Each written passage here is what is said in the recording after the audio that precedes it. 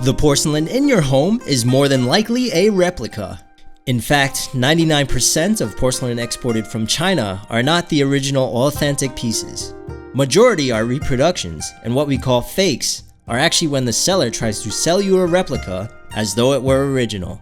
The forgers are actually usually very expertise, as even the sellers or auctioneers themselves are unable to differentiate a real from a fake. And some could even fetch up to $100,000 US. Welcome to China's lesser known places. Today we're exploring Jingdezhen, aka China's porcelain city in Jiangxi Province.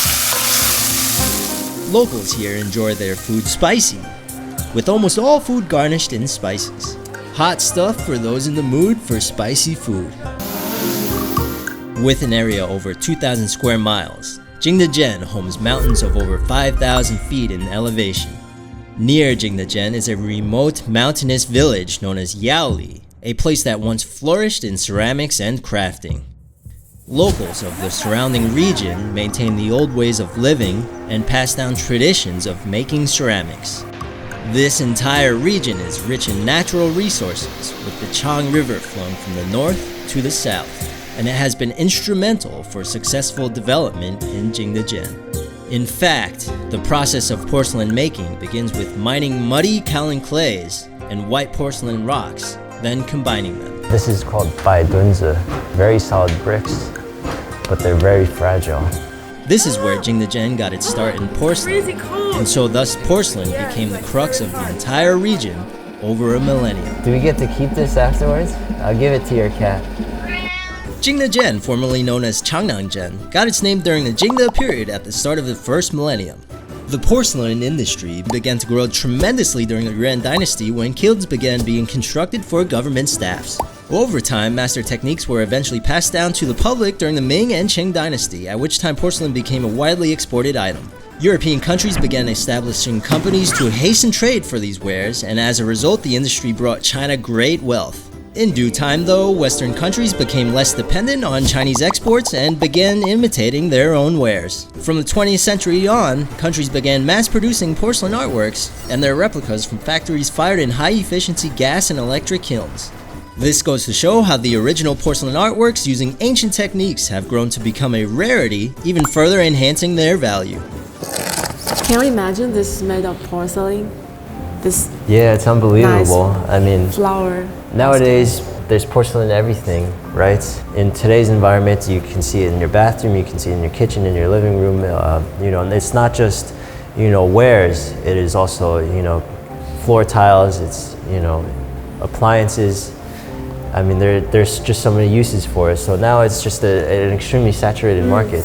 And the best way to truly learn how Jingdezhen birthed such valuable art is by getting to know some of the self-made master artists themselves.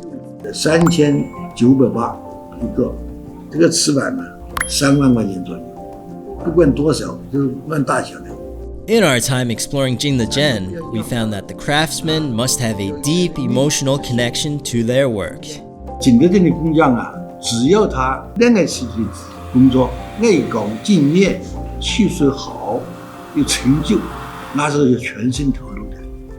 只要他工作非常的爱，有深厚的情怀，很受消费者的欢迎啊。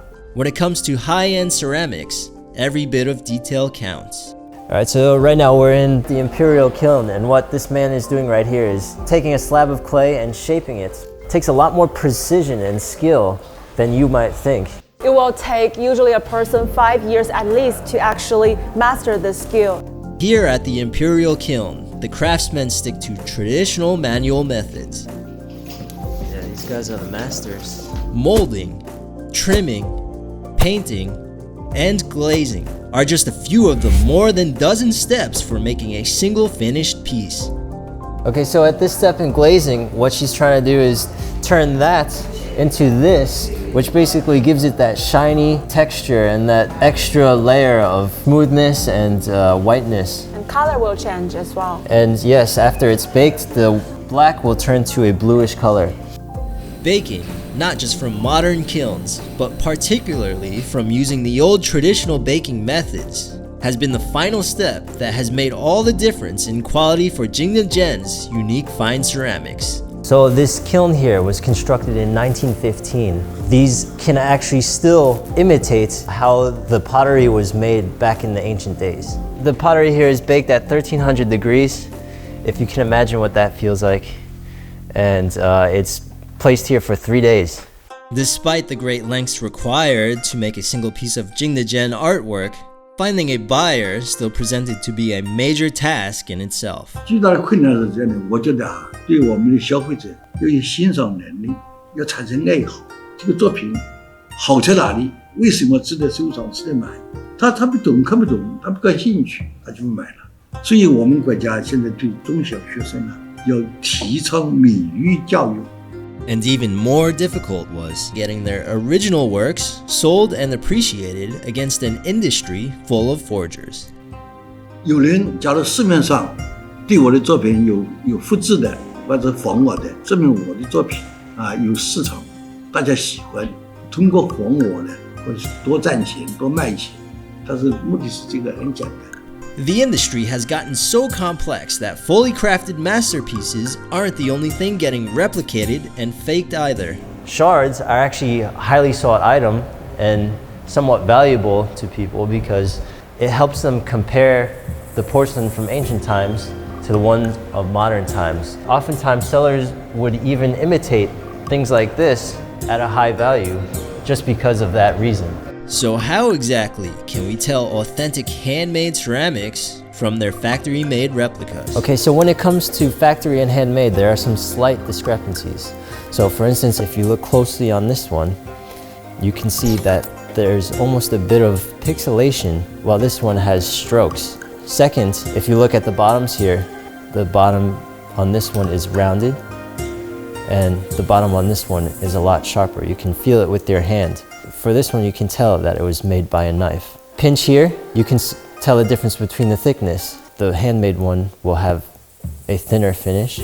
And fourthly, by rubbing here, you can tell the difference from the drag. The handmade one will have a lot less drag. But for those without expertise in this area, there are now smarter ways for people to buy ceramics, while simultaneously giving these Jingdezhen ceramics craftsmen a greater chance to promote their hard-earned work. 慢一点送原，从原料的选原料、原料的加工、成型手工成型的方法，绘画的技巧，而且这个作品是有收藏的价值、物有所值的，还可以不断的增值升级，对消费者是实实在在的呈现。 With new QR code scanning technology, buyers will be able to see where and when a ceramics item was made and who made it as a means for verification.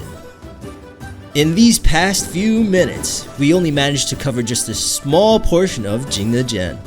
Aside from ceramics, there is far more to know about Jingdezhen's life both in and outside of the city. Its scenic landscapes, rich culture, and delectable treats make it a highly underrated place of value for China's lesser-known places.